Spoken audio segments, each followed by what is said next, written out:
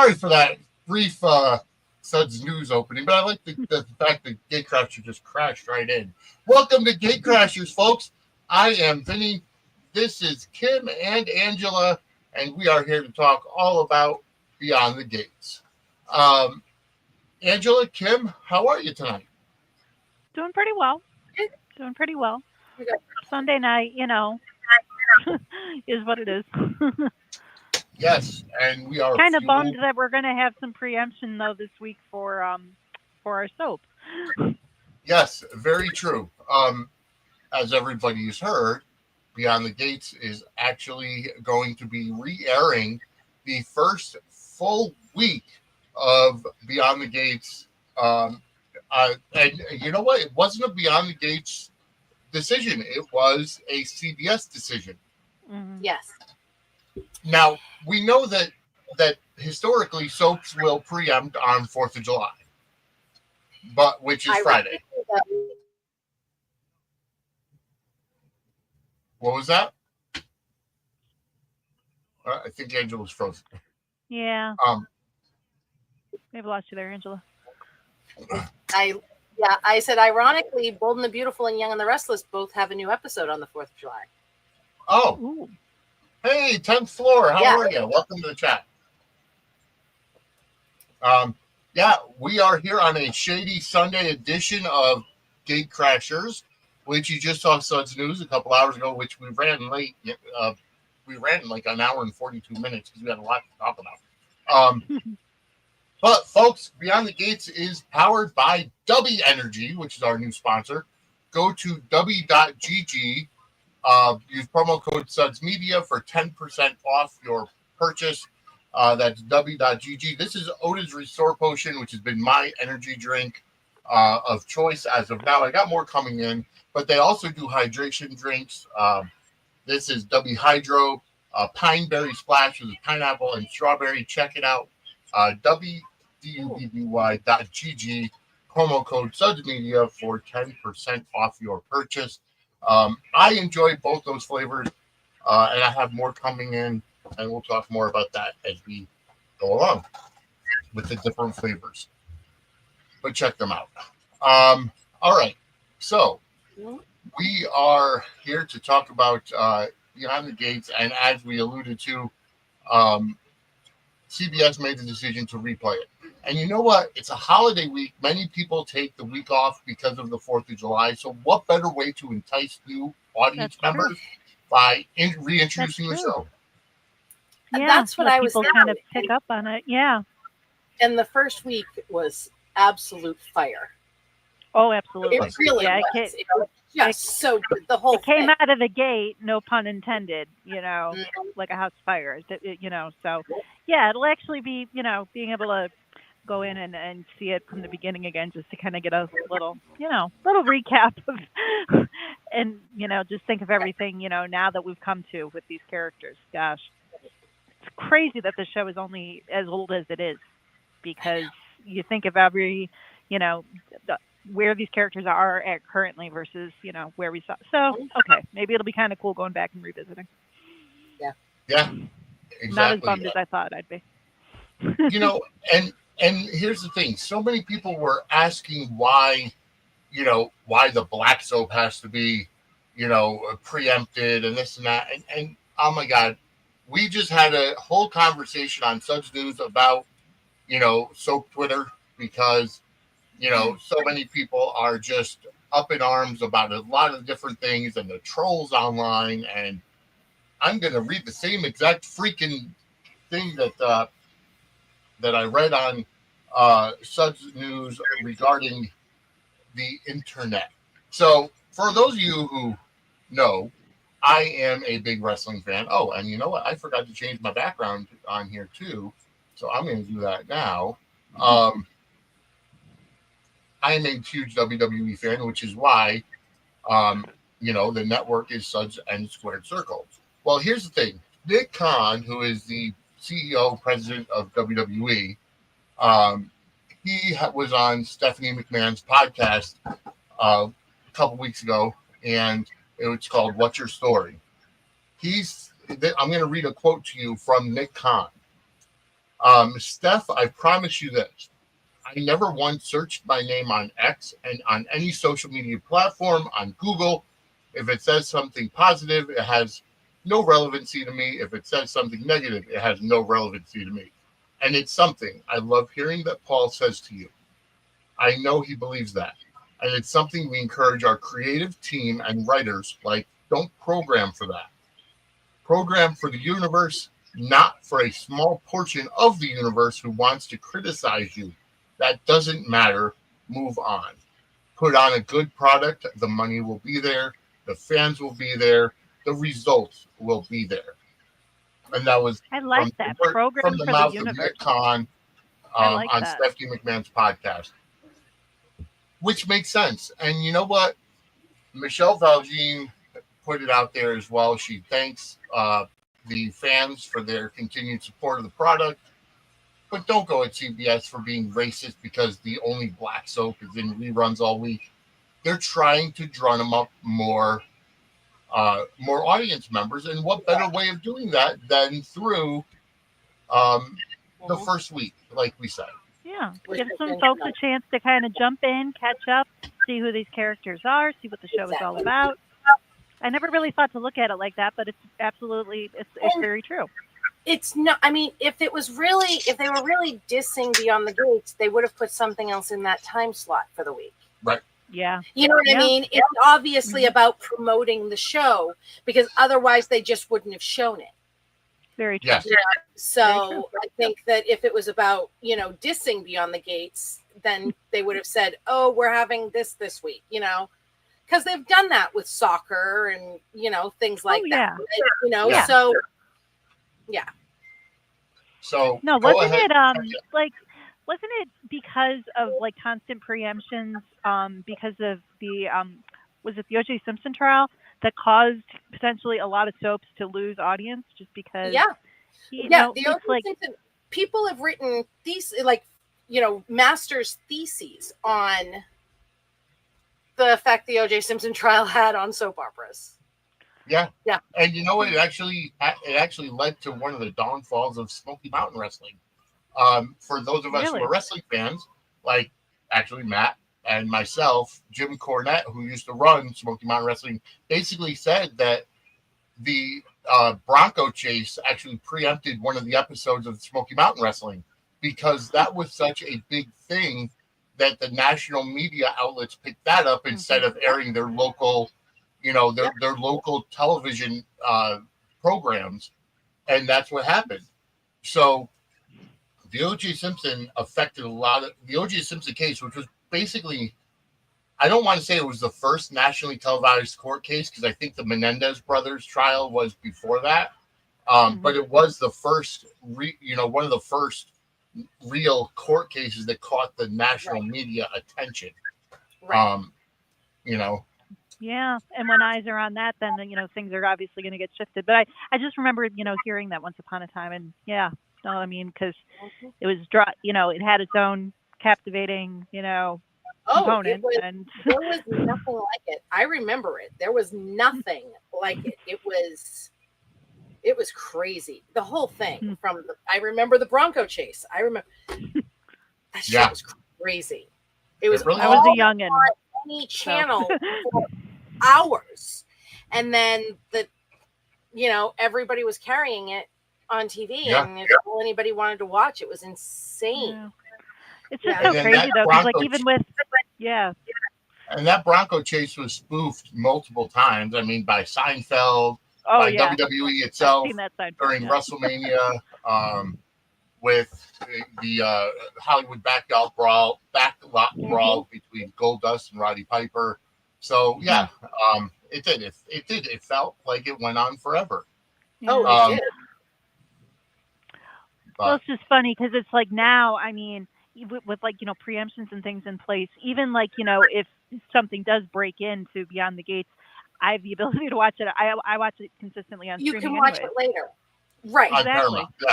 Yeah. And that's how I watch it even before, this was the days when we recorded them on our VCRs.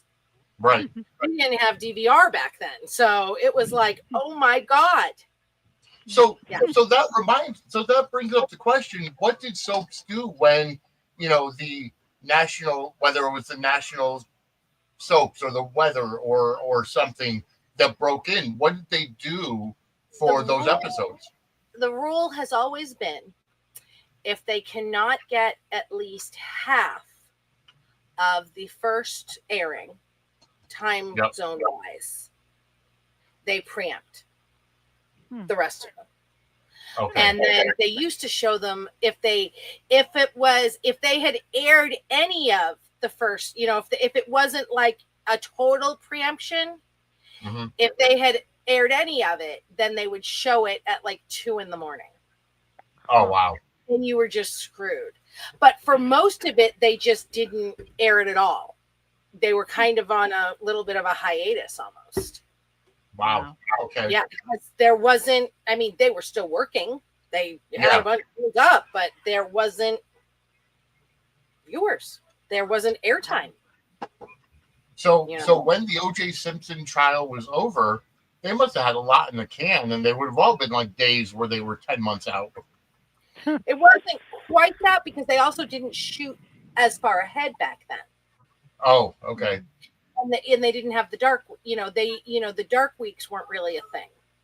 That's true. Yeah. I don't know that any show does it like GH does it anyway, but it's yeah. Yeah. That story of how James got. Yeah, it's a crazy world out there. It was the O.J. Simpson was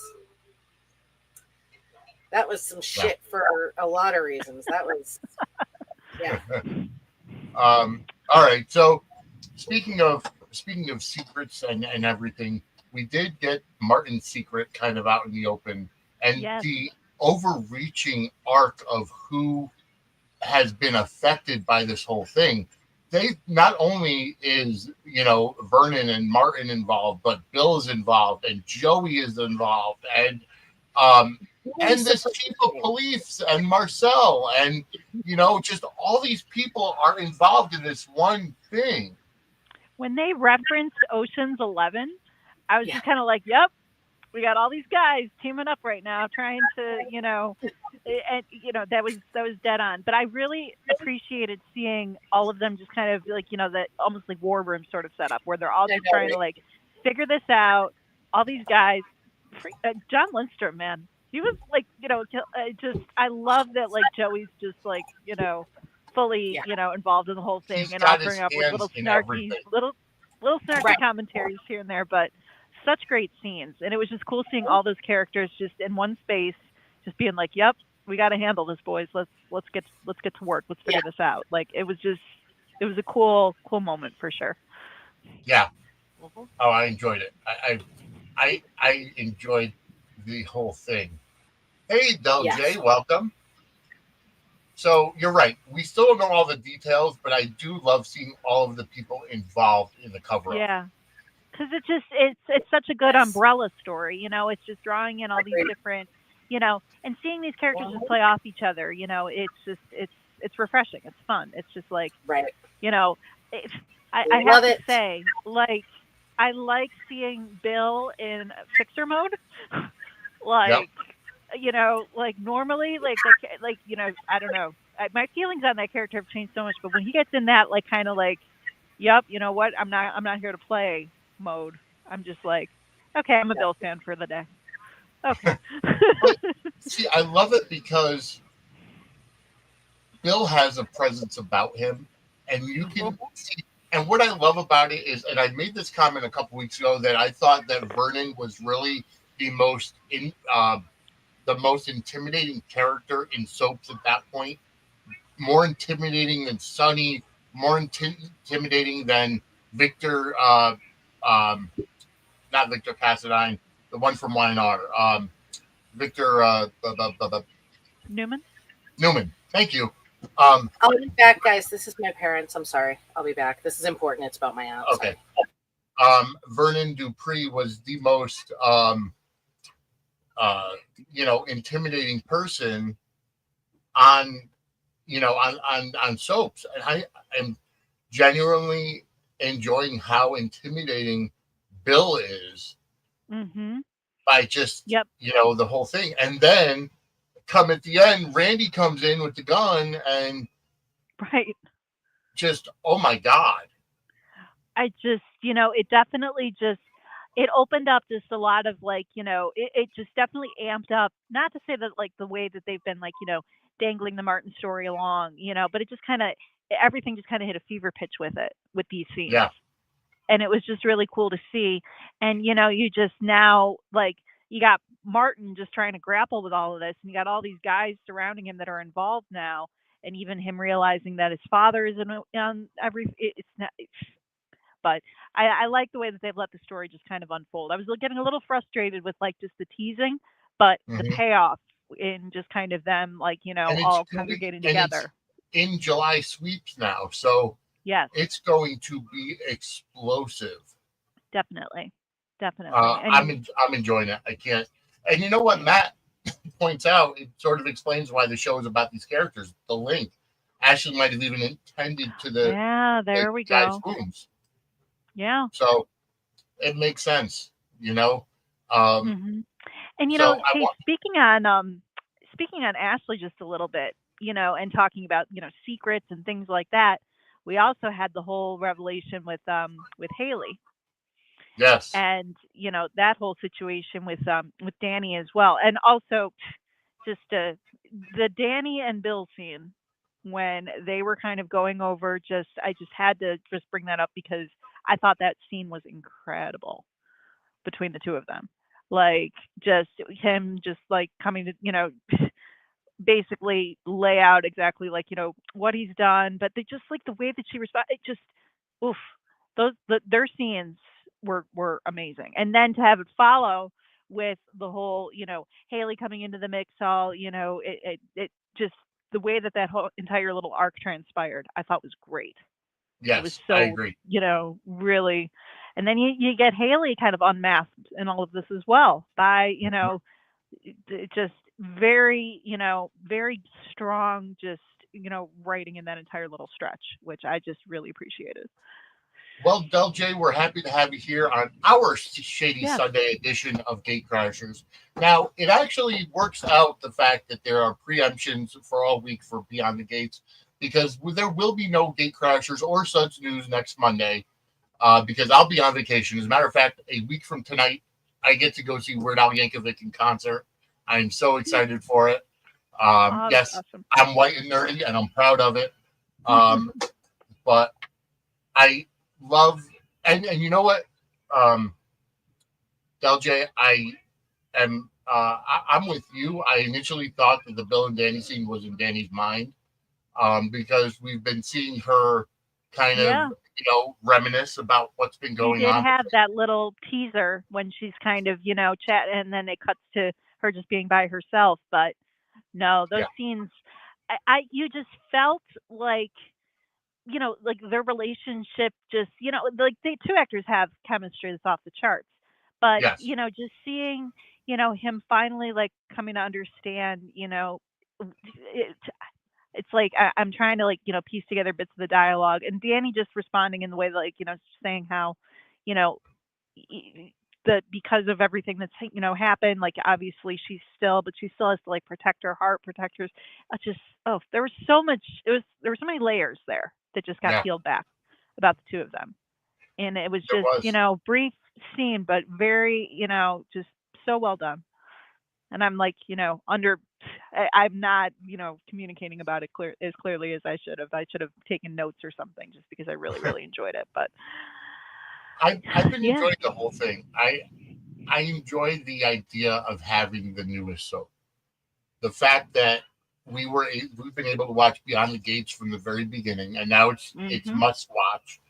Yeah. And you know what? They're going to go through some downtime, some growing pains, and all of that. You can't expect to put out.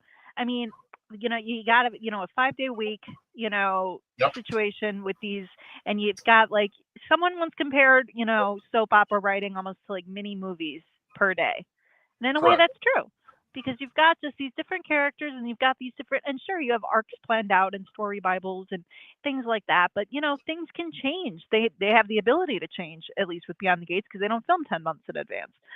So Right. or at least they're not there yet. So there's, but it just seeing like the way that it's just kind of the way these characters have kind of formed and taken shape, and the way that this world has taken shape in just a matter of months. Not even, it hasn't even been on a full year yet, and we're already Right. just like so invested in these different, and you just know that there's more of that stuff coming. That like it's just going to unfold more, and we're going to see, there's going to be ups and downs for sure, but Yeah. overall it's just, I'm gonna be a little bit of withdrawal knowing we don't get new episodes this coming week, because it is Yeah. something that I sit down and make a point of watching every day, and I haven't done that with a soap in quite some time.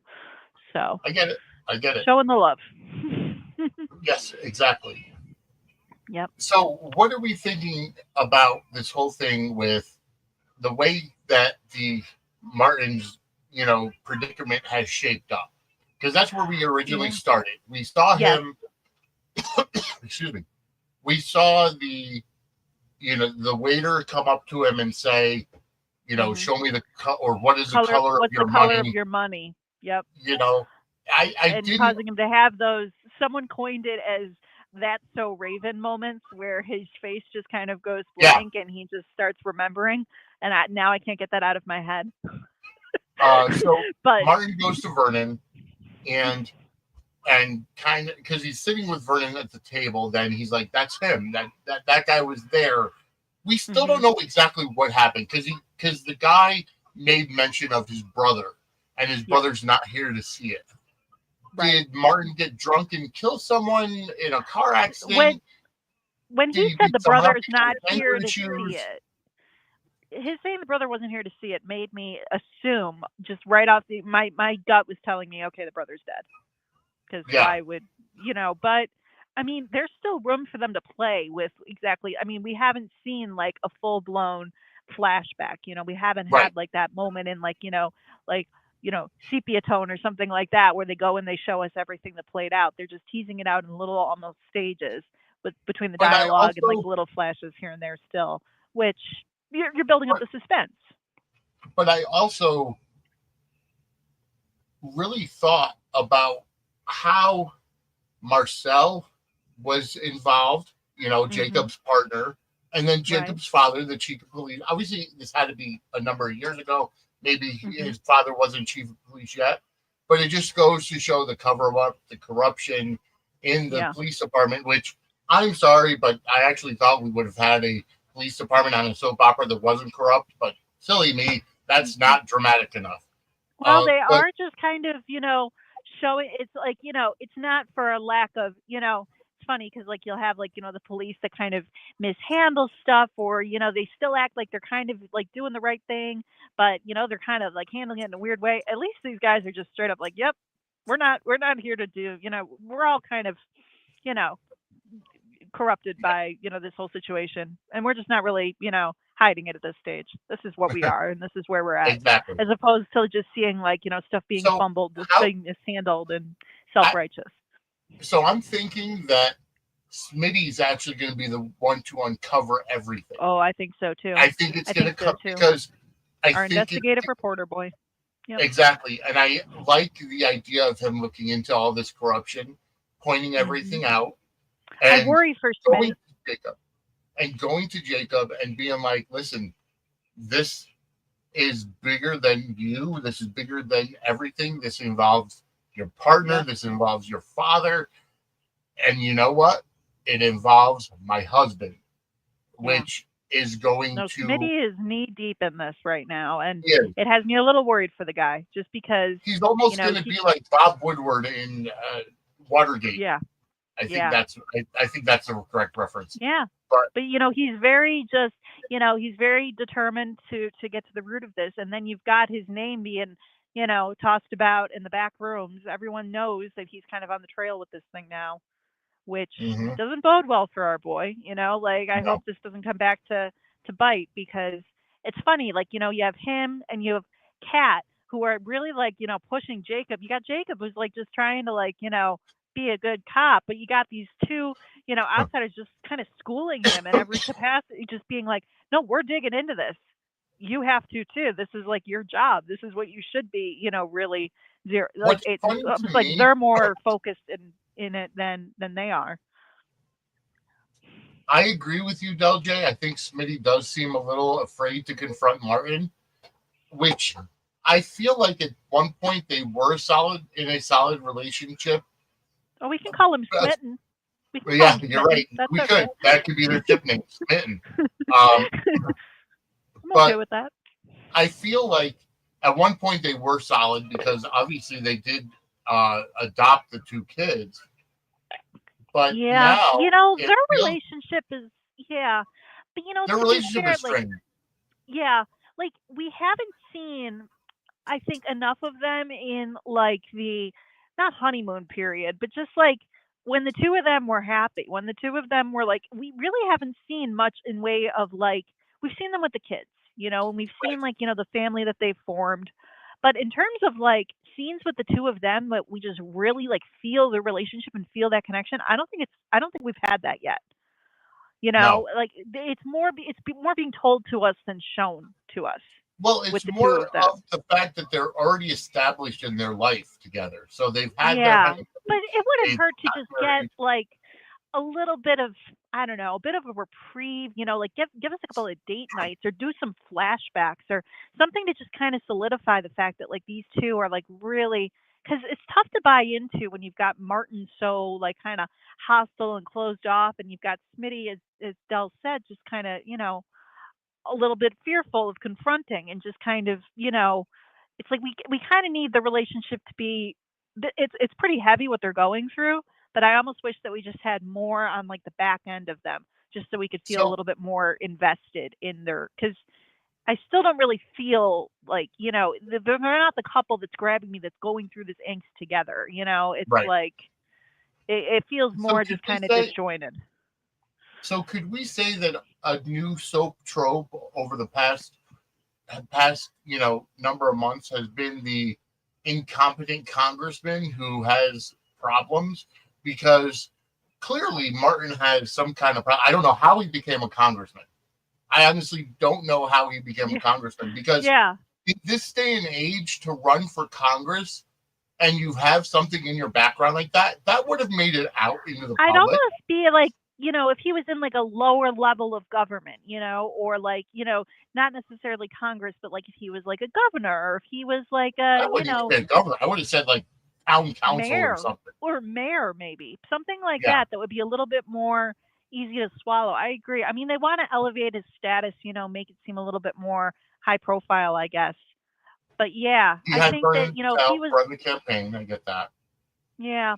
I mean, again, a little bit more of, shown, not like kind of told, not necessarily shown, which is, that's the nature of it though. It's like we came in on this character, it's only been a few months.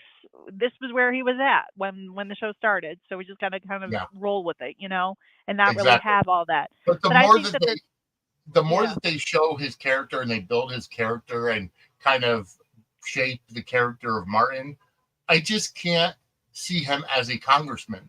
Like yeah.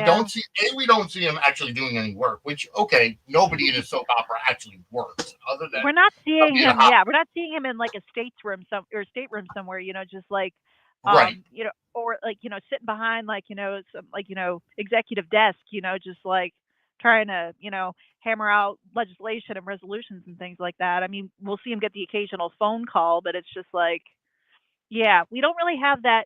It's like, okay, we get it. He's in politics, but we don't really see that whole political side. It'd be kind of interesting if we did, if we saw like other, you know, that's what state, I like, want to see is more of yeah, that, more of his kind of like, the people that he work with. not having the courtroom set when we had, we were kind of hoping to see like, kind of a trial showdown, Yes, between Bill and Naomi. And, we didn't really have that. We just kind of, oh, they're lawyers. Oh, okay. They're yeah, going to, you know, I don't know. Maybe we just need to see some more. Like, it needs to be like Scandal. They need to go on like the set of the show Scandal and just have like the White House set at their disposal or something like that. exactly. He doesn't. he doesn't show up in a suit after coming back from the Capitol building, or he doesn't have to say, "Oh, I'm going to DC for a couple nights because I have to Yeah. meet with my team," or what have you. Yeah. Are we getting ready for an election year? Are we, is it something to that effect? We have to kind of see that because, Martin did talk. You're right, LJ. He did talk about not supporting the Not bill, supporting Bill. until he Yeah. got low income funds. I get that, which is Yeah. great, but They let's see kind of drop more. little not teasers, but little hints here and there, and just kind of drop. It's like name dropping. It's like, oh, okay, yeah, Yeah, I did this. But we're not really getting. I almost wish that he was on kind of a lower level rung politically, like if he was like a mayor or something like that, and trying to work his way up. Because even correct. with his age, I don't know, he just feels like he's just like younger, and it's just it doesn't. Congress, yeah, How I much get it. Obviously, you can be in politics, but it just feels a little inorganic. could we potentially see a story where Vernon helped to, Ooh, yeah, 10th floor congressional aide, a job he got because of his family, and up and comer. yeah, Yeah, but yeah, there we are. I'm also thinking maybe could we potentially see a story where Vernon helped to fix the election in that area? I mean, as a congressman, yes, you have a very small constituent base. It's usually your county, right? Hmm. So it's just a small area. It's not like he fixed the presidential election.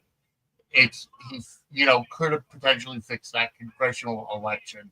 Let's kind of see how that plays out in the Possibility. future because we'll see how it plays out, and I'm anxious to see that. That's yeah.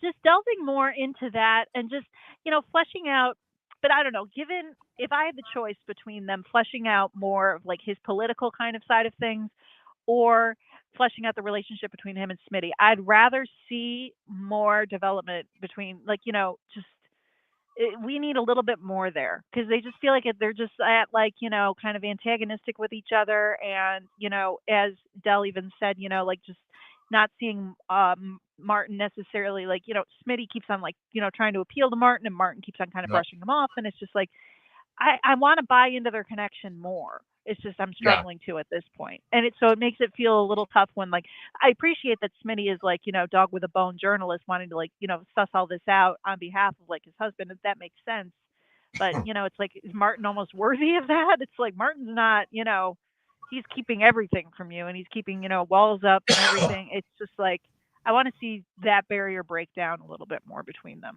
I want and to buy into the relationship more if this is the way the arc is going to go, because it's no, you're it's right. just juicy arc, but it's just like that kind of like love conquers all sort of. I'm going to do this for you. It's like I'm not feeling that in it yet. Right. No, you're It'd be right. nice if I could. And Matt says there's a lot of places to go with the Oh, show continuing. definitely. There's So still room there to tease it are all out for sure. absolutely, and we will. Yeah, All yeah. right, No, you there's brought up definitely room. and Del J just brought it up kind of too. It was funny how Cat low key embarrassed Martin, the bags under his eyes. Cat is Yes, messy, and I do like the brother I sister dynamic. That's the yes, one thing they I do are too. getting right. If they are getting the sibling dynamics correct, the family dynamics, Mhm. Yep. I'm enjoying that. Yeah, it feels natural. It's not just like, "Hey, sis, what's going on?" Like Yeah, you can buy into it for sure with them. And I'm a Cat fan. I like her a speaking of lot. I Cat, think she's yeah. I'm So I'm I just sorry. I oh go ahead. I want to see Cat end up leaving the purse line and going full police mode. Oh, absolutely. I want to see that too. But I Because do right now like it's like she's learning, and she's like definitely like the whole Leslie thing obviously piqued her interest, and she's got the true crime thing in her back pocket. She's very green. She isn't yes, really sure about like when it comes to like chain of custody with evidence, things like that, and but she's got like that just kind of dogged sort of where you buy into her being more of an investigator than the policeman. So that's just, yeah. and I appreciated like her kind of saying like I'm almost like your younger annoying younger sister, you know, trying But to I do like like but I do like how they're almost trolling people that listen to true crime podcasts and they're A little trolling the bit. true crime Yeah. podcasters because That she when you thinks that listen she's. to a true crime podcast, you think you know it all. You're Yeah. listening to. Yeah. I listen to a true crime podcast, the actual True Crime Cast. They've been on Talk is Jericho a number of times and whatever. I do listen to them. They're fantastic. John and Jamie, huge shout out to them. Check them out. But I would never ever think that I'm a detective. I would Right. never ever think that, I'm looking into a story. Sure. We've all watched 2020. We've all watched NCIS or Law and Order. Everybody's Yep. got that idea where, we have the detective skill and something is always off and what have you. But not one point in time would I ever think to go to a detective and say, hey, you know that case you're working on? Yeah. Well, I know what's happening better than you do. Yeah. I appreciate though that she's just so like, she's like, it's like with Smitty. She's just very determined to get to the bottom of this, and by whatever means necessary. And I think that, I would like to see her pivot into sort of like, yeah, I want to actually pursue this versus because nothing against the whole purse line thing, but it's like, I'm not really, okay, cool. You guys are sharing a place and you're going to put a purse line out there. Yeah. Yay. It's kind of like, whereas she gets those scenes with Jacob where she's just like trying to be like, no, we gotta, you know, the only thing that I will say, it's just when she and Jacob were discussing, and I think we chatted about this before, chatting police business in the middle Yeah. of a crowded cafe. It's like, Yes. you don't Exactly. necessarily need to be at the police station for that, but maybe like go to someone's apartment. Maybe not Yeah. have that conversation right in the middle of a crowded cafe. Yeah. You're There's absolutely. other spots for that. I And mean, hell. Kat and Eva, Del mentioning Kat and Eva Yes. working together too. Just- Another like, sibling sort of relationship that I feel is really, I love their scenes. I love their kind of combativeness. mhm. I like the snark. I want to see that Yes. develop more and that rivalry and everything. I think that's the two actresses I think have great, like that sort of just antagonistic sort of, there's a lot of room to play there. And I love that. Yeah, no, you're exactly right. There's a lot of room to play with, and I'm enjoying the dynamic. First of all, I think Toby Muhammad and Amber Michelle have fantastic chemistry, just in terms of the way they're playing off of each other, Hmm. and they whoever is the casting director now, we know that Mark Teschner does it for GH. We know, I think her name is Marnie, that does it for Days of Our Lives. Hmm. I don't know who does the casting for Beyond the Gates, Not but sure off the top of my head.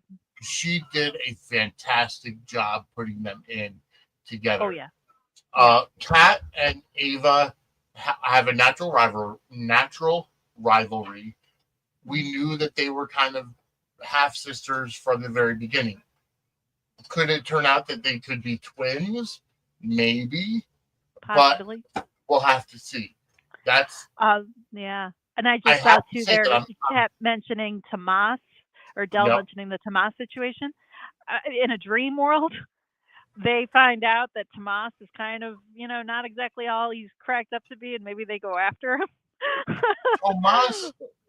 At this point, I can't read him because, in a way, he's really into Kat, and that was the whole thing. Their relationship was good. She told him that she was a virgin, and I think that kind of messed with his head a little bit, which the fantasy for many guys is to take a girl's virginity, but in practice, the guy wants to make sure that she has a good, first time. And I Well, know that that kind it's of all was about, indicated when she was all set to like have, that night together, and yeah, he immediately, like, you could see, his face just totally went, just like he had panic face, you know. yes. So yeah, just couldn't get the hell out of Dodge fast enough when it came to that whole situation. You're right. And Is and it because Kat he's felt it, and attracted Kat picked to? up on it and called him out on it too, which was good. It's like, Right. acknowledge, she wasn't like all like starry eyed, and he wasn't all just like, he was evasive, but I appreciate that she just kind of was like, what's up, what's going on? Like, why are Right. you, what's happening here? She calls him out right away on that. Because, I mean, I don't know if it's, could be a combination of him just not, sure, wanting to be that first and wanting, or, Eva, an unresolved feelings that he's got with her, either way, though, it's like, Cat, keep your distance, honey.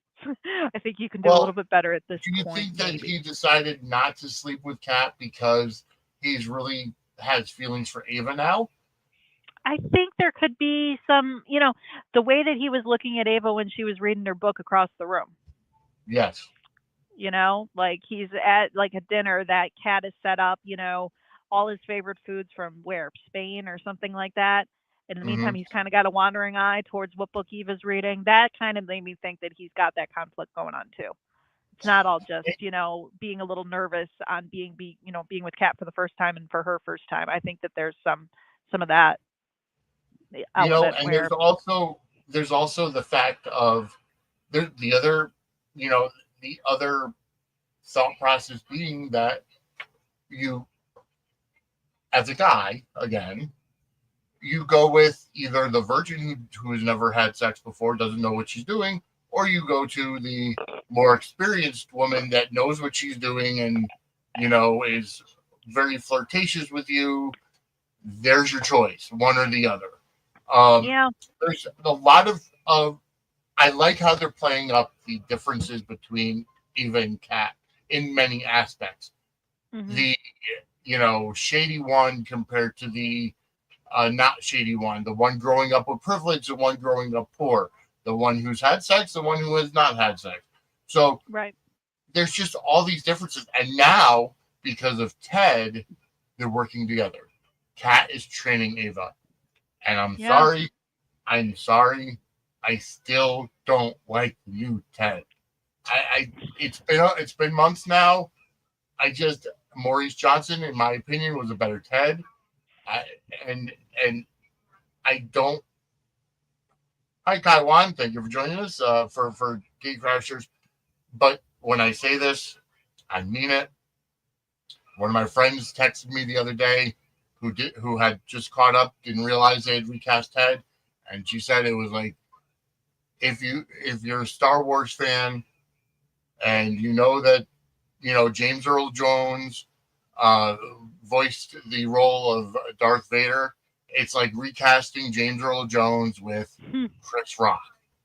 It's just it's just not doing it for me. It's just not doing it for me Yeah. because Well, Keith Robinson, while he's a good actor, he doesn't. I said it. He doesn't have the presence. He doesn't, and he's a carbon copy of like these other characters on the show. I can't entirely disagree, but I know at this point, like, I can, I just try and like see, like, like you said, he's a good actor. And I think that he's, got some, the scenes that he shared when he's like trying to like, train Kat to a degree, take her under his wing, all of that. I still think, him and Nicole too. I'm starting to see, at first, I really wasn't seeing much of a spark between them at all. I can kind of see I like the way the two actors play off each other a little bit more now that we've seen some more kind of in-depth scenes. So I'm Mm-hmm. just kind of rolling with it at this point. But I will say, going even back to, you're talking about like presence, a certain presence. Like we have that with Bill in Yep. spades. We've got, Bill just comes in the Got it room with and it's Vernon. just like, yes, and Vernon as well.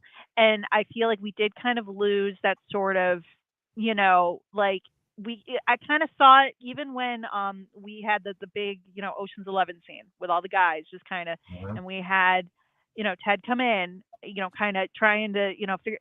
It's like I feel like I would have been a little bit more just, you know, invested invested in that. Just a little bit more with Maurice, but at the same time, it's like this isn't, he's no longer, on the show. So we just, and I can appreciate the like certain aspects of, the acting choices that Keith is, Robinson's been making and stuff like that though too, and getting more fleshed out scenes with Nicole and the scenes with his daughters and everything like that. I feel like, it's an adjustment for sure. It is. And I wish we was a little bit more of that gravitas, that, BDE, as it were, that we kind of feel with Bill every time he walks in the room, but you know, I can I can still appreciate certain aspects. So, and then, like, the soap is so new and it's such a new, the fact, it's pretty much, it's a good testament to like, the writing and everything though, too, that it's just like we get so invested in this character so fast that when there is a Yeah. recast, we're just like, wait,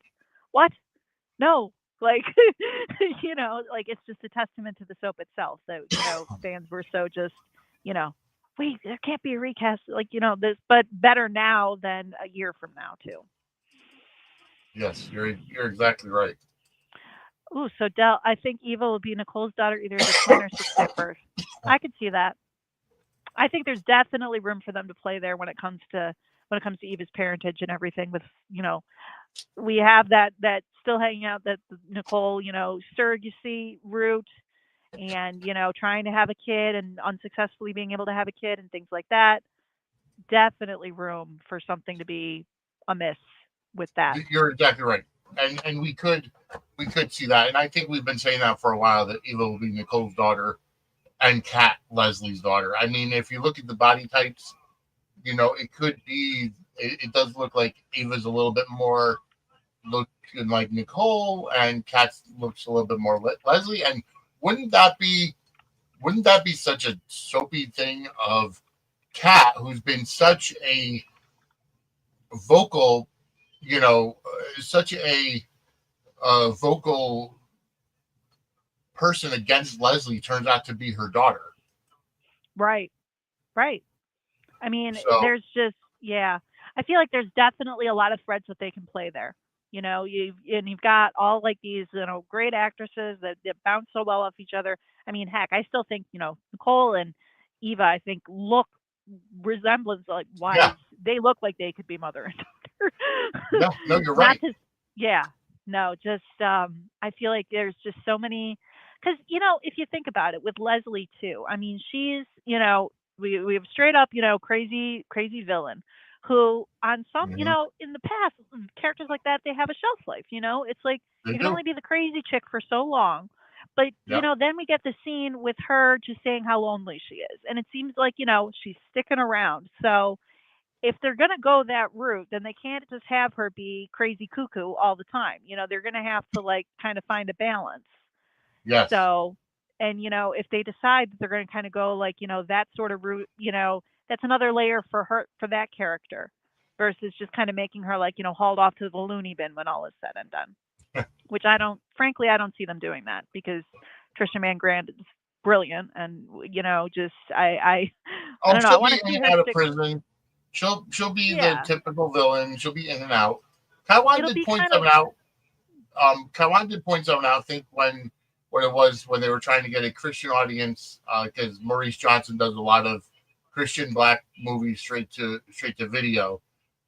But Oh, Clifton Davis playing Vernon Dupree is also an evangelist. He's a preacher himself, which I understand.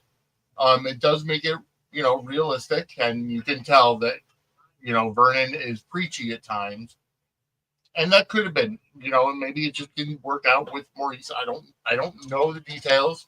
We haven't heard anything about why they decided to recast, so we'll find out at some point, I'm sure. yeah. No, Dell mentioning, yeah, Leslie's crazy. All good things for a soap character. I agree. She kind of reminds me of. I get flashes, with this character to on All My Children when we had Janet from, Janet Dillon, Janet from Another Planet, who definitely like, they had arcs with the character where, yeah, she is straight up like crazy chick, but masquerading as somebody else, and after true love, but they also developed that character where she was kind of medicated and had a daughter and was trying to find her way with, so it's like there's definitely, ups and downs. It's not like they're Yes. playing her as a caricature.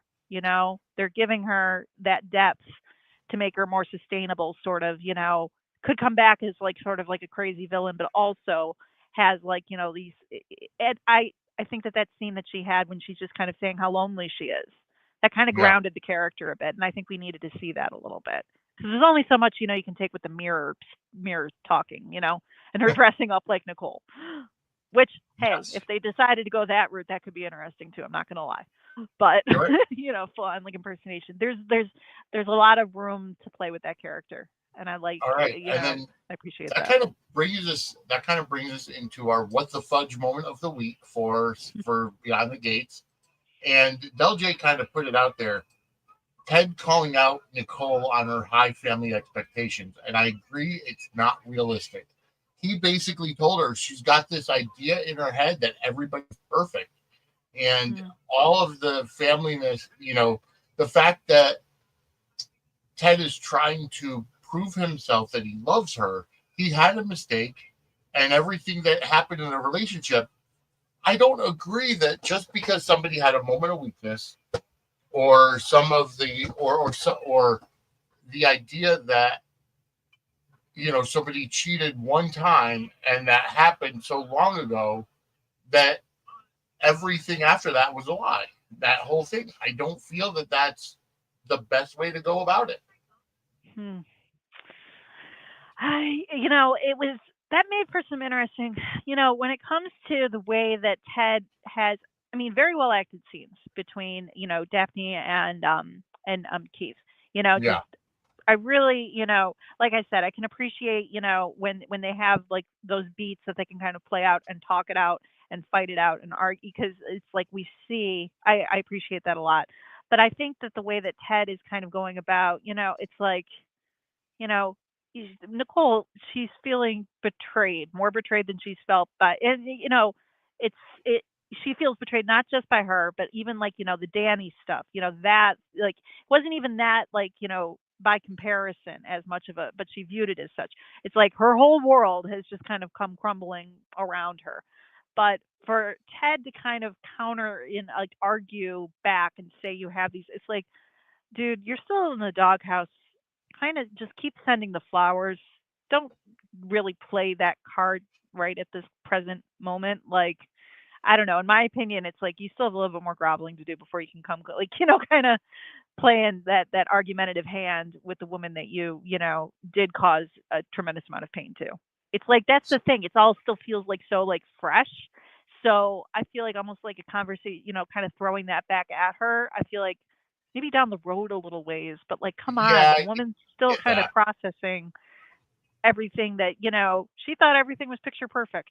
And then this crazy chick comes into her life with, proof of it. It's just, you think on everything that she's kind of, and we saw that in the scenes that she shared with Anita, when You're Anita was and kind of counseling her, you're right, you LJ. know, It is a fine line between groveling and trying to move forward.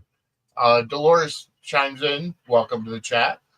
Says, hi I think Dolores. Nicole is more mad because of the way it came out all in public and Ted keeping it quiet all this time. Yeah, that's, Uh, yeah, Kaiwan, Kaiwan says, feel that it is, you can't keep a lie that long and expect everything to go normally for the next couple of years. Things yeah. don't stay secret, which I understand all of that because, but I still feel like I don't know, and maybe it's because I've never been in this situation myself, but I don't. I'm not going to say that Nicole has to forgive Ted. I'm not going to say that she has to just automatically take him back and everything. I just don't like the stereotypical, oh, our entire relationship was a lie. I don't. Mm. I don't like that. I feel it's overused. I feel like it's overplayed. And There and is a, the way yeah. that the way that and maybe it's my bias against Keith Robinson. I feel like he comes off as too whiny. His voice is too high pitched, and it comes off as whiny. Like, yeah, I'm giving you these flowers. I'm sending you flowers like every day. I want to get back to you. I still love you, and this and that and the other thing. It almost comes out as he's just whining, like, "Oh, come on, I need this. I need this." Maybe it's my bias against him, Yeah. but it comes off as whining. But that's just me. Yeah, I don't know. It kind of, his like kind of, you know, our whole relationship was a lie. I do agree that that line is thrown. Yeah, that is a very just, you know. like Yeah. that is thrown out quite like thrown out there quite a bit in terms of like that general sort of sentiment. And I think it's a little bit overused and a little bit overplayed. But I think it's just I think it's a little I don't know. I appreciated how they still have Nicole though, like kind of showing that she's still grappling with all of this in and she's dealing with it in her own way to a degree. But right now Yeah. she's in a lashing out phase where she is just like, nope, you're a liar. Nope, you're a liar. Nope, you're. I mean, when Ted shows up and you fully expect him to kind of go into the whole story about Martin, he knows Mhm. full well he can't even have that conversation because she just is like going on a tear about Danny and Andre. It's like Yes. and now he's got another secret that's kind of in the works, and he could just tell like I can't bring this up to her right now because it's just she just sees everything as like crumbling around her and would not be in a place to. But at the same time, his keeping it from her, that's going to come out, and that's going to be Mhm. even more drama that who knows if this woman can handle it at this point because she's just her whole world has been kind of upended. So her And saying one yeah, other thing agreed I'll point out about it is Dolores pointing in, agreed, the whole family life was not a lie. Lord help us all if in the future we learn of the secret Nicole kept. And we well, might. we might. There's Daphne definitely Duplay, room for that too. well, Daphne Duplay teased on a live stream at one point that we will learn to not like something that Nicole did in the future. So Yeah, I don't know if it's already been filmed or they know yeah, the or they know the script going forward of the story, but we projection. might learn something of that. And folks, that was your What the Fudge moment of the week, brought to you by What the Fudge Homemade Confections. If you're in the New Haven, Connecticut area, or you're traveling through, go to whatthefudgect.com or facebook.com/whatthefudgect and go ahead and order some fantastic fudge. See what they have for their weekly specials. As of right now, it is a cottage kitchen, so she can't ship, but she can travel to local areas, which is why it's only so few.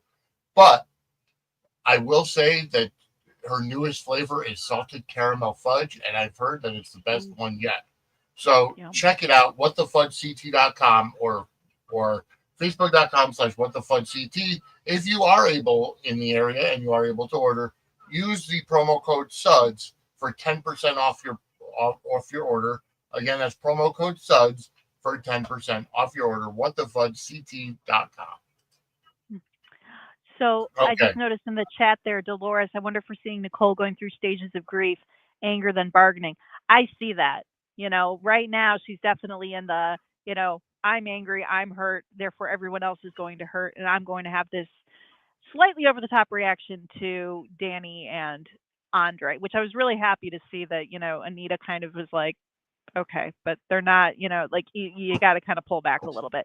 Like, but Yeah. seeing that, it's like anger and stuff, yeah, definitely. And yeah, next comes bargaining. So maybe we'll, who knows where that's going to lead. But And I think Anita that held definitely court. tracks.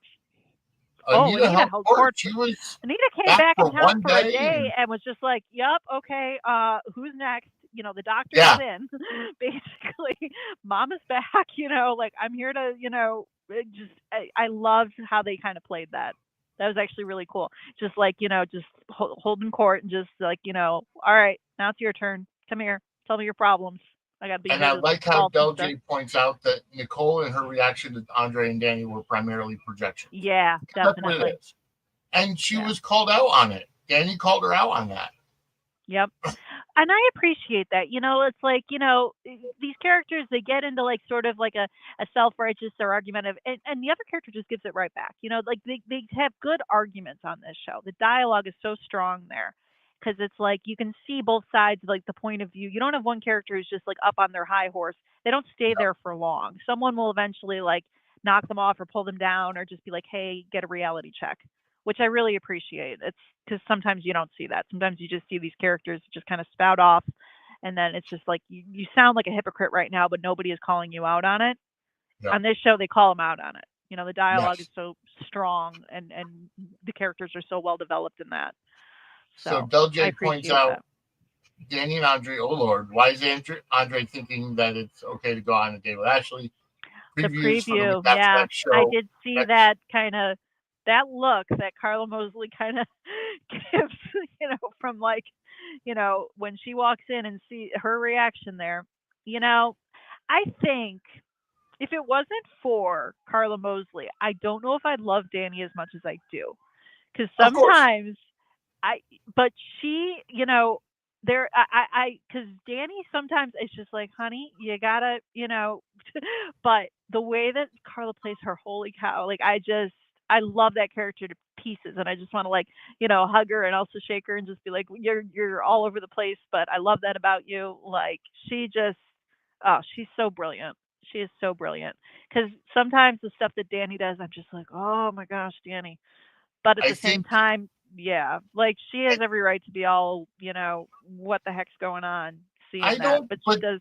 that's where I have to disagree with you because I don't think that she has a right because she's keeping Andre at bay, and I think she's showing a little Andre wants to jealousy. be I think she kind of thinks that maybe they made like a little bit of an inroad, maybe or something, and then all of a sudden she just sees him with, and this is the woman that had a gun at the freaking wedding.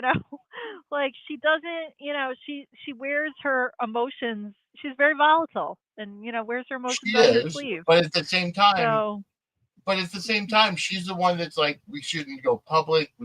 yeah, I don't want to but it's necessarily have this. It's just we're having fun right now. yeah, Andre's had his eye actually for quite a while, kind of held things back. He did almost kiss her once. And not to mention, yeah, after the talk that Danny and Nicole, Andre and Danny had about Danny telling Nicole and this whole thing, and the fact when Andre and Nicole had the chat, and again she was trying to dismiss, it. yeah. Well, So now it's kind of coming back to bite her. Now this could be a agreed, pivot point where she sees this and is like, "Oh shit, wait a minute. I don't like this situation. I don't like right? seeing him with her."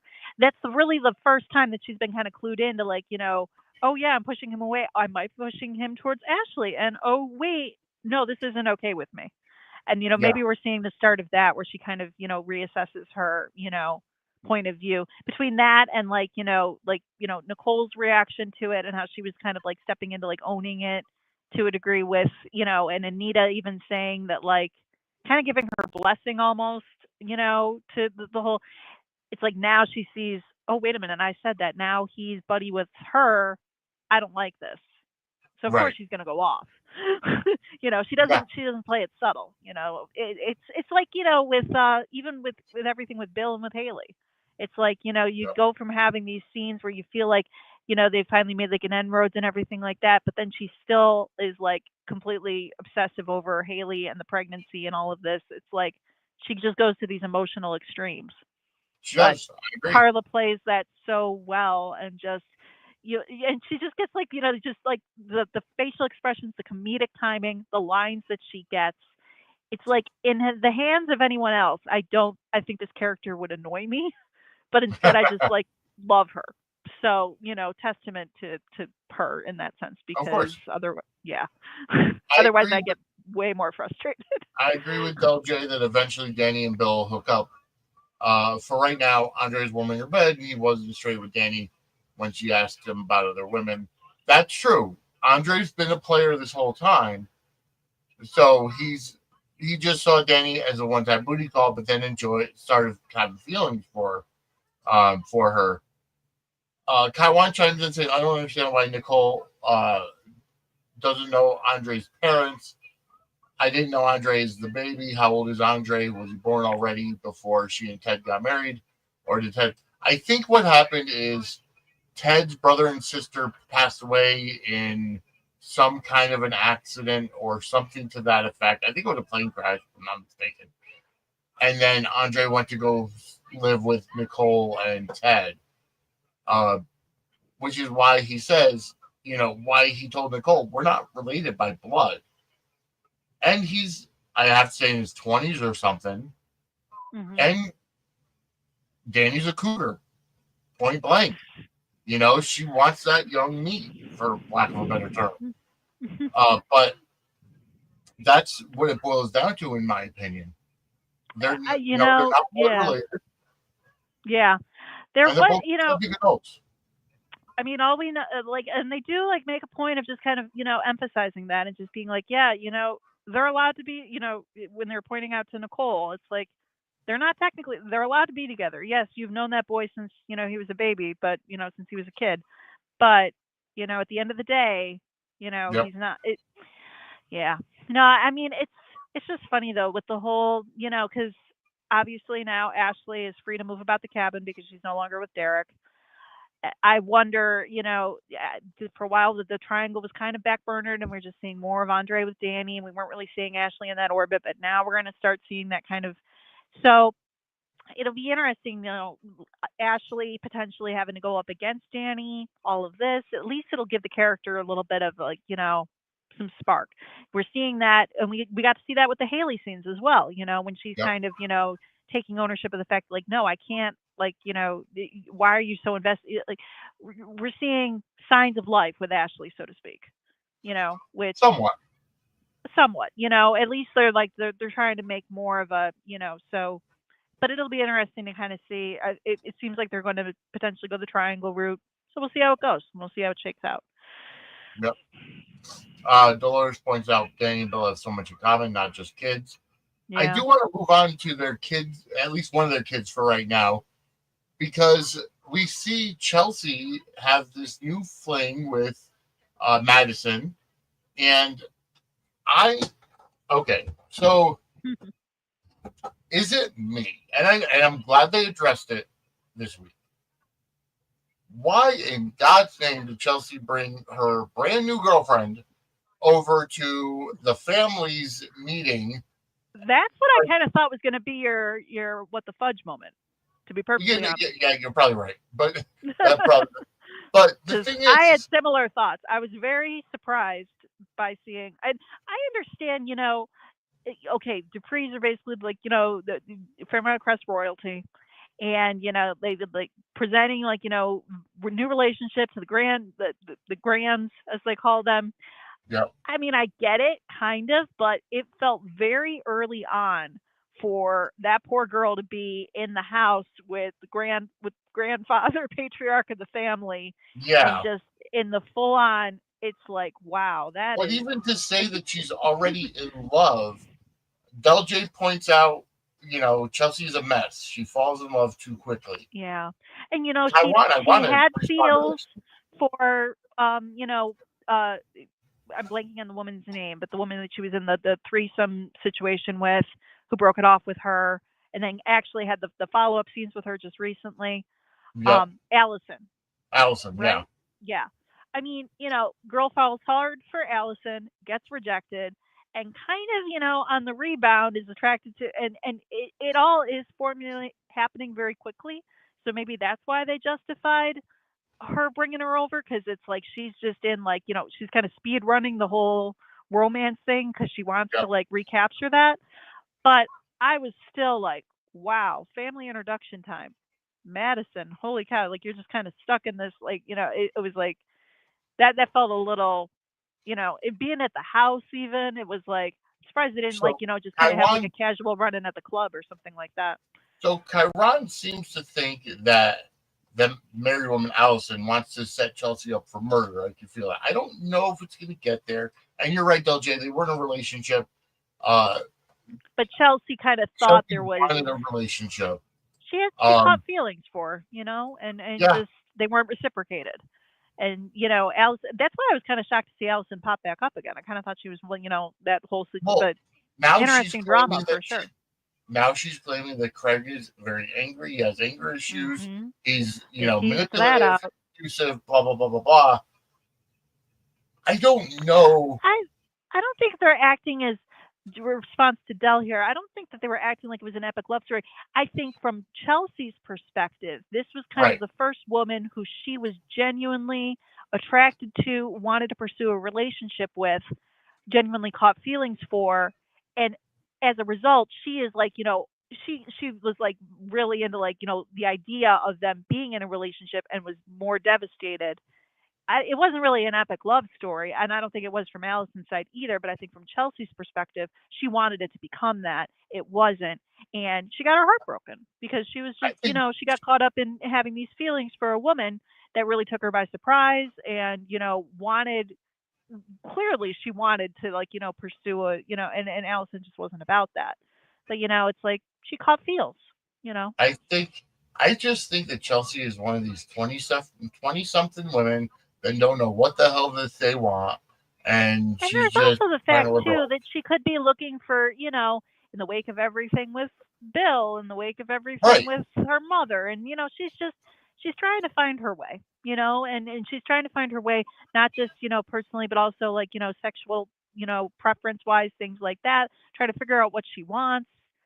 And she was genuinely kind of taken aback by how strongly she felt for Allison and how attracted she was to her. But So then those feelings went towards Madison, and yeah, Madison has also now it's been, kind of short. yeah, But now they both.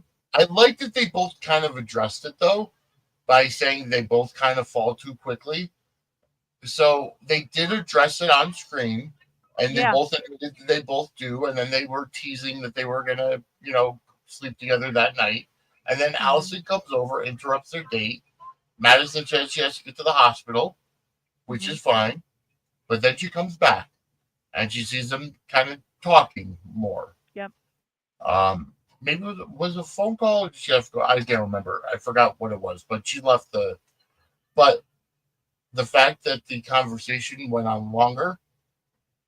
So Yeah. I just like the fact that, they're showing Chelsea just kind of, struggling, but trying to find her way and trying to kind of find this love and this connection and this sort of, space that she's in now. I mean, I feel like that, in terms of that's like a more organic journey for comparison to like Days of Our Lives where they just throw two people into bed together and then maybe like, oh yeah, you got a little chemistry here. Okay, cool. We're going to make it seem like you guys are the love of each other's lives now. And all you're going to do is basically hook up and look pretty together on screen. And we're not going to really give any thought to your character journeys. We're just going to kind of show you together because you're pretty together and don't. slapping stuff against the wall to see what sticks. I feel like at least with this, they're taking the time to just kind of develop and tease out this character trying to figure out relationship stuff, and that's Mhm. cool to me. Versus them just saying, "Oh, these two are pretty together, so we're just gonna kind of have them hook up," because they could have gone that route. They could have just been like, "Oh yeah, this is just my like," but no, they're exploring feelings and trying to figure stuff out Yeah. more than I feel like they would on another show would just because I mean, because Agreed. these two actresses look very pretty together. They could just have it be like a token lesbian relationship and just kind of, shove them off to the side and not really pay attention to those details. But this show is, and I appreciate that. LJ LJ points out they're making. He says they're making it seem like Bill may be homophobic with his daughter because she hasn't told him yet. I don't know. I mean, I you're don't right. She think we're hasn't gonna. told him. But didn't we have Bill saying when Haley was talking about like the pregnancy and all? Like, wasn't he kind of saying like, "Oh yeah, our kid can take dance classes or like wasn't or am I Yeah, no, I misremembering think you're that? right. I do. I think you're right. But again, that could be his daughter with Haley, his child with Haley. I don't Yeah, know per se. it I could. don't know if Yeah, you're going to go the homophobic route because Bill has basically said he's proud of both of his daughters. I I feel think like, what might play out potentially, I think that they were kind of teasing at Bill being more about, worried for Chelsea because of all of her exposure, like, with yes, the being like the influencer type thing. So maybe like, he kind of would come from like a protective space there or something like that and worried that like it's just daughter's sexuality and trying to figure all this stuff out like being exploited or something like that, maybe not like full on homophobic but maybe like worried about how it could be received or online presence or I something like I that. agree that Bill comes off as stoic. He comes off as very strong-willed, a definite. See, here's the thing that I think the homophobia part is wrong because even though he's this big attorney, he's really a real man's man, but he also took the side of the women that were complaining against his partner for his sexist Yeah. Yes. treatments, and you know Yeah. the idea that he was being very misogynistic. Mike, I think his name was. Um, he was being very misogynistic and all this other stuff. And don't get me wrong, the idea of Bill and Haley was the intern, Bill was the lawyer, and they started sleeping together. Yeah, that could be inter-office romance. I get that, but the idea that he wants to ensure that things are better, and he has Tomas reporting back to him about what that group consortium is saying, but I don't feel like he's a homophobic. I And think he's more along the lines not of just wants to yeah. protect daughter. And not for nothing, but I feel like, them going like the full on homophobic, well, you can't be with a woman. Is it, it's almost like, I feel like that's like a dated perspective to a degree. Like, it's a trope that like they could go that way, but it feels a little bit overdone, a little bit too. It's like, I could see them doing a little bit more nuance than that. Him not being like full on against, but more concerned just for, you know, her being like appearances and things like that, or her like the influencer thing and things like that. I could see I them like agree, kind of taking that approach more than just well, women cannot date and my daughter. and LJ points out the sexism was only addressed after he was sued, which is true, because he knew that Mike was somebody who had a reputation. Yeah. So And we didn't see any of that reflected on, when Bill and Smitty were having like, just fully chatting like, oh yeah, you and your husband. Wasn't like we were getting any sort of homophobic vibe from, yeah, him talking with Martin and Smitty. So I don't exactly. feel like they're going to go that route. I feel like maybe like, she's just hasn't told him yet because it's a different conversation to have, versus, the I mean, conversation she had with Danny.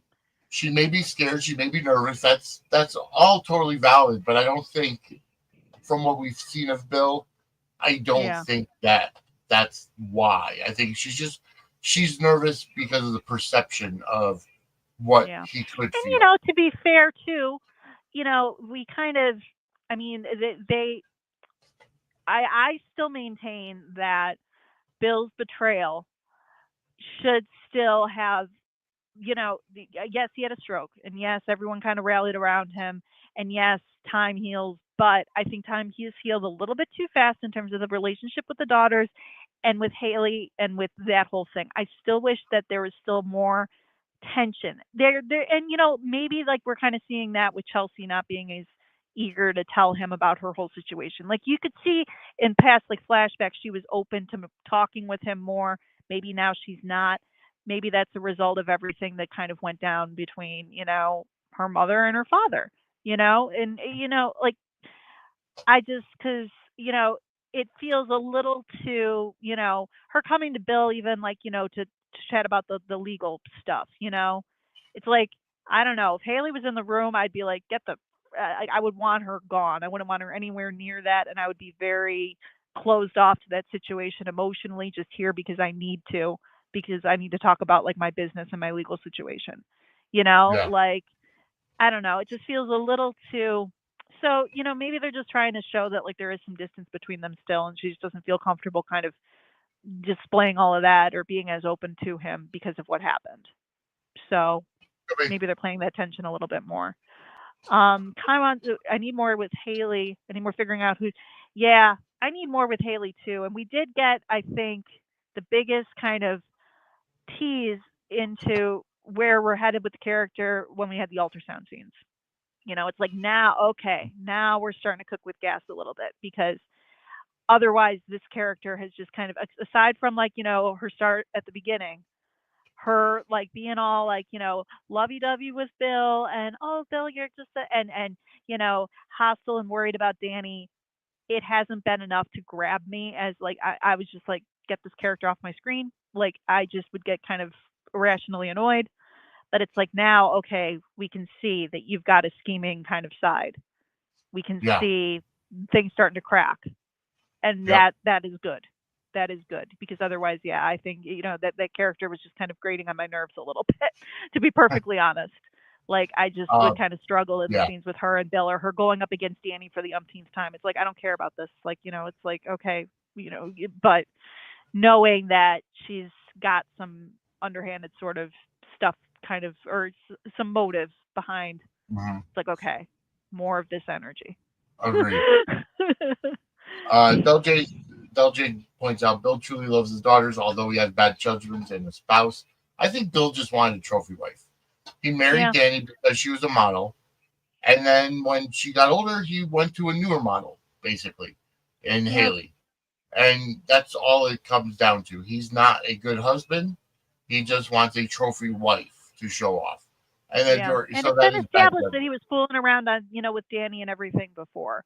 I mean, it was an Yes. extra layer, learning that, daughter's best friend, all of that, which Yep. yet another reason why Naomi showing any, compassion towards, like, I appreciate that, like, we still get, I don't know, I need more scenes of Naomi just, calling Haley out on her bullshit.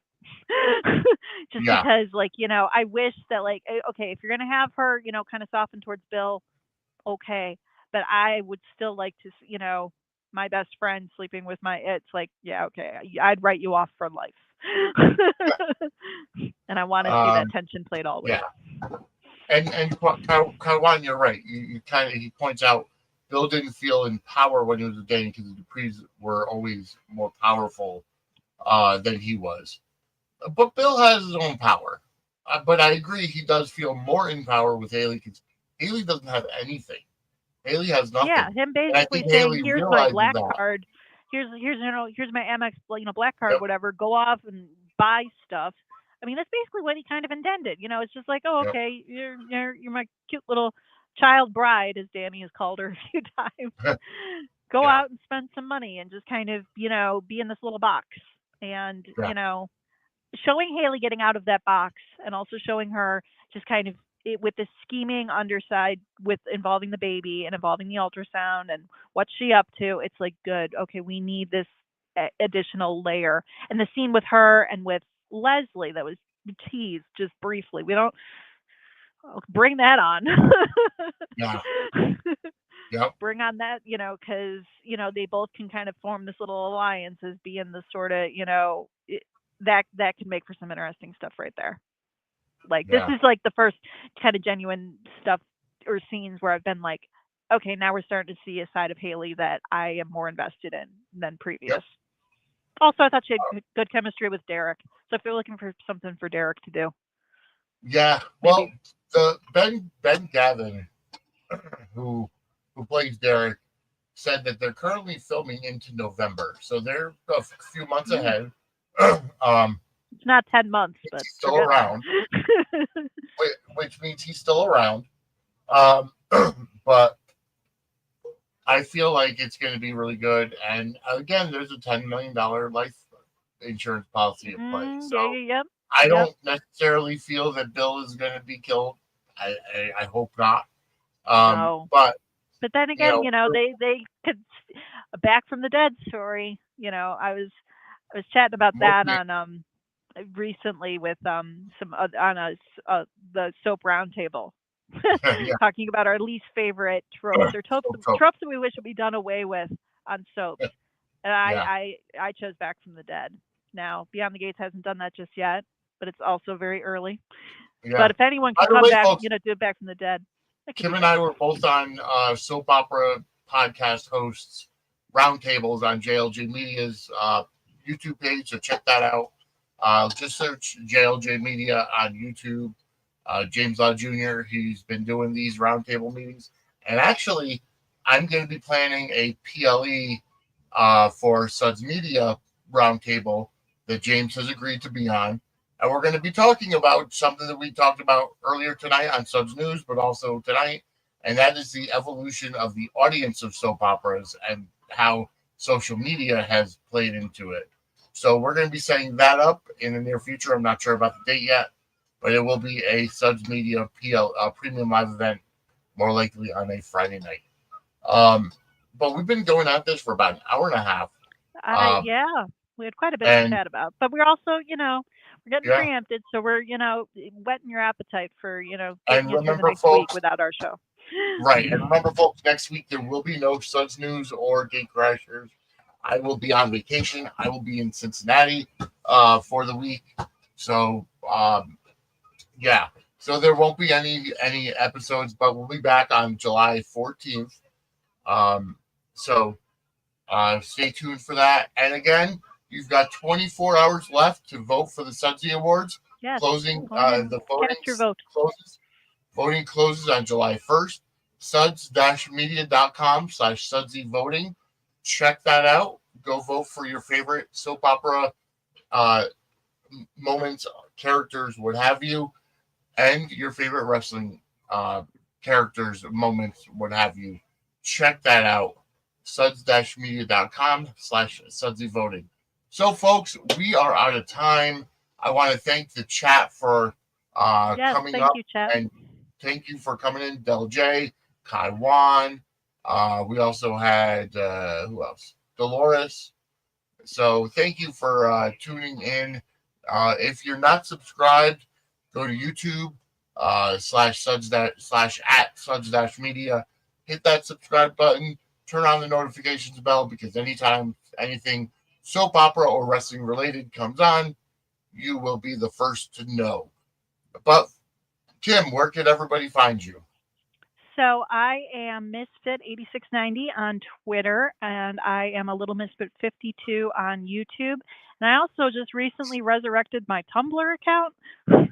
It's been a bit since I was on that site, but I figured, why not? So I can be found there as well. A little MISSFIT is my account on Tumblr. So feel free to hit me up at any of those spots to chat about soaps or whatever strikes your fancy. And I am at Vinny Suds on Twitter and Facebook. At Suds Media is the network Twitter page. Follow that for all the information. Also, suds-media.com. So, for Kim and Angela, who left early for a family emergency, for Kim, I'm Vinny.